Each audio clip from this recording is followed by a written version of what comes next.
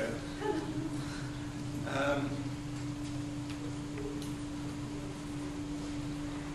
There's all the tricks that your credit controllers can get up to, but get your credit controllers to particularly know the people that are writing the checks at the other end and get your money in.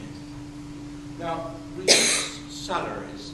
What a lot of people did in my groups, they did this deferred salary cut. They cut the salaries, but said that as soon as things were better, they would get their money back, or we would carry on that way. But that prevented having to get rid of good people. So that might need to happen again if there's a double dip. Just be aware that everybody understands what's going on, and they will work with you if you try to help them. As you heard, at the moment the exchange rate is good for us. Some of you don't think that you export. Some of you don't export. But the more you do, the more you work at it, the better it's going to be for you, particularly exporting out to the growth countries. But the exchange rate is going to work for us. And it's quite interesting how much manufacturing still goes on in this country, although we believe we're not a manufacturing country anymore. So what is it we can export? And one of the ways of doing it, which is relatively easy, I'll come on to it in a minute, is the internet. Using the internet to export is one of the easiest ways to do it. All you've got to do is put it up onto your web.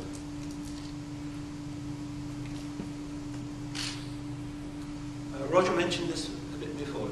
Look at every product you do and add value.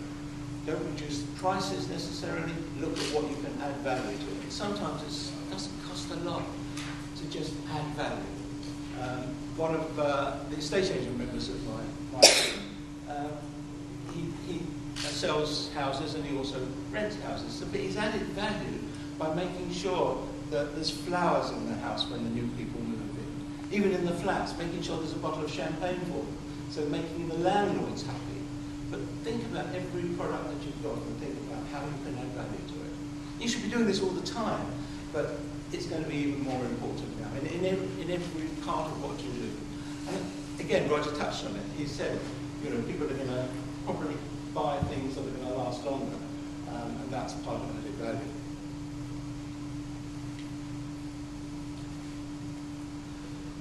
Watch your competitors very closely. Make sure you get copies of their accounts when they come out, and be ready.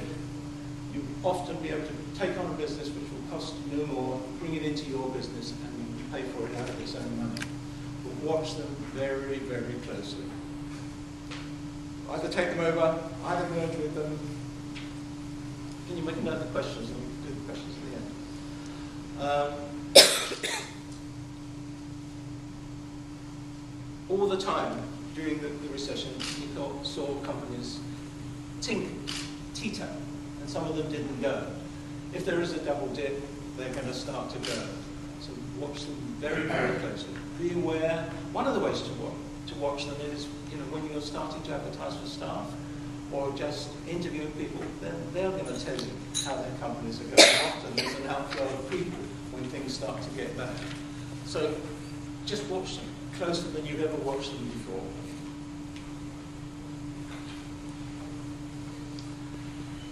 Ensure all your staff attends. You're going to have the opportunity again of seeing a huge number of very bright people coming onto the marketplace. They need to be tens. But I want to add a just slightly different dimension about my belief around people. I believe after September the 11th, after the Twin Towers incident, lots of people, I saw it all over the place, were starting to question why they go to work. What is the purpose of work? And there was lots of surveys done, and most surveys said that money wasn't the top reason why people stay in a job. The reason they came out with is the environment that you guys create in your business. They will stay there because of the environment, because you care for them, to the point of loving them. Even if you have to make them redundant or defer their salaries, if you're showing you're doing it with integrity, with care, and and create throughout the group a culture of celebrating success, for having fun, enjoying it, then they will stay. That's what we'll keep. Now what's going to happen now, I believe, is there's going to be too many people out there on the market. So it'd be easy to get people to cut their salaries down, bring them in, because it will serve you. And people will join because they've got nowhere else to go. Be careful.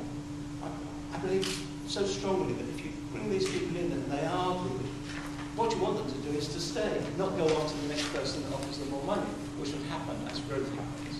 So keep this environment. Make sure that whoever comes in, it's fun, that they're dealt with care and love.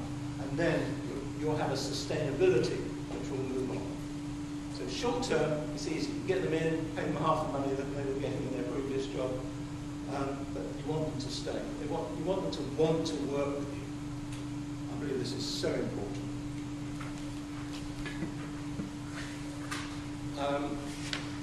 Make sure everybody in your organisation are creative. Share with them the issues. Share with them, how is it we can add that little bit of extra value? Is it by giving a better service? Is it by being proactive? I believe with the accountancy practices, for instance, they're all the same. They all say they care, they all say they can save you tax. But the little bit that they can do is by being proactive, knowing who their customers are. When they see changes, make sure that they know about them. Make sure that their newsletters are positive, where they can get information without having to pay for it directly. So bring everybody in on it. So everybody is your ambassador within your organisation. We had a speaker in our group this week. He gave me a little trick, a little way of dealing with issues, which I thought was just wonderful. Because what you want, when anybody brings you an idea or brings you an issue, you want them to own it, whatever the decision is. But they come to you to ask your advice. The very simple thing is, ask them to give you three choices, three alternatives, or three ideas. So they come to you and say, I really think that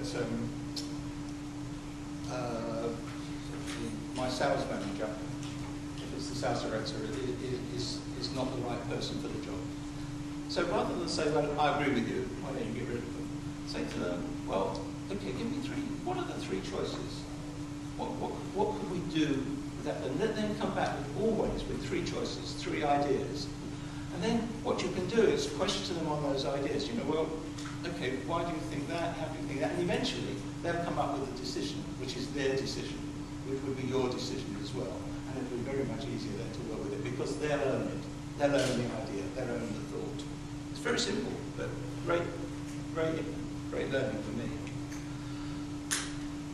Okay, the other, 2 years ago, the other thing that I thought was very important, I believe it's more important now than ever, and if there's a double dip, it's going to be important again.